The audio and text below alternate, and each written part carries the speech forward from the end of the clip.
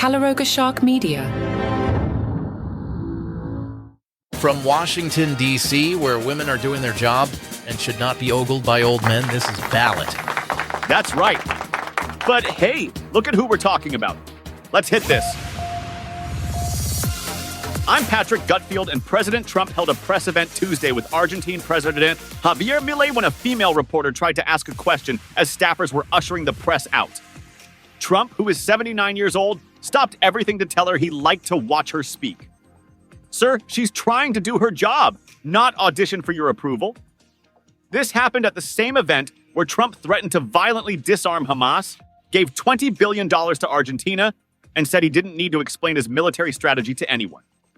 But he had time to stop and comment on how much he enjoys watching a reporter talk. The reporter was attempting to ask an actual question. You know, journalism, the thing reporters do.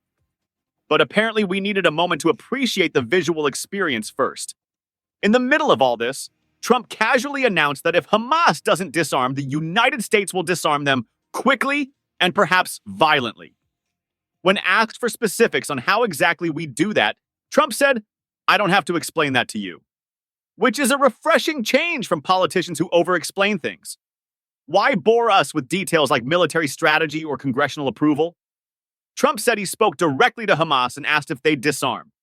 "Yes, sir, we're going to disarm," they told him. "So we're good." Hamas pinky promised. Then Trump went on what he called a tangent, suggesting Hamas can't disarm yet because they need to take out a couple of gangs that were very bad. So Hamas needs to clean up Gaza before giving up their weapons. Sure, let the terrorist organization handle some light housekeeping first. Israeli Prime Minister Benjamin Netanyahu said Friday that if disarmament happens, the easy way, it's all for the better, and if not, it will be achieved the hard way. Everyone's really committed to keeping their options vague. Meanwhile, Hamas was supposed to return the bodies of 28 deceased hostages, but only returned 4 on Monday and 4 on Tuesday. The 4 from Tuesday haven't even been identified yet. During negotiations, Hamas warned they wouldn't be able to recover all the remains by the 72-hour deadline. Israel's defense minister said Hamas was failing to meet its commitments. Trump accused Hamas of having misrepresented the number of dead hostages they could return. "We were told they had 26, 24 of the dead hostages, and it seems as though they don't have that." So not only did they miss the deadline, they apparently don't have all the bodies they said they had. Strong start to the peace process. But don't worry, Hamas said yes, sir, when Trump asked about disarming. And if there's one thing we know about Hamas, it's that they're real sticklers for keeping their word. President Trump was asked Tuesday if he'd visit Argentina and said he'd love to, but then went on an extended riff about beach bodies. "I'd like to be like Biden. I'd like to go to the beach," Trump said. "My legs are not quite as thin as his. My legs are slightly heavier. My arms are slightly larger. My body is a little bit larger than his. I'm not sure it would be appreciated on the beach, but I'm not going to take a chance. You won't see me in a bathing suit." This is what we're discussing at a White House event about a $20 billion bailout. Beach bodies. Trump, who is 79 and was diagnosed in July with a condition that causes leg swelling, has repeatedly mocked Biden for vacationing at Rehoboth Beach. But now he's taken it to the next level by providing a detailed comparative analysis of their physiques. "My arms are slightly larger." Thank you for that visual, Mr. President. The comment came as Trump was trying to bolster Argentine President Javier Milei ahead of closely watched midterm elections on October 26th. Trump said U.S. support depends entirely on Milei winning. If he wins, we're staying with him, and if he doesn't win, we're gone. So we're giving Argentina $20 billion, but only if they elect the right guy. That's not how bailouts usually work, but sure. Trump called Milei his favorite president. Milei is a self-described radical libertarian who made his name with a slash spending mantra, an unusual hairstyle, and a claim that he seeks political advice from his dogs. His dogs. His political advisors are dogs. But at least Trump won't be wearing a bathing suit in Buenos Aires. Small mercies.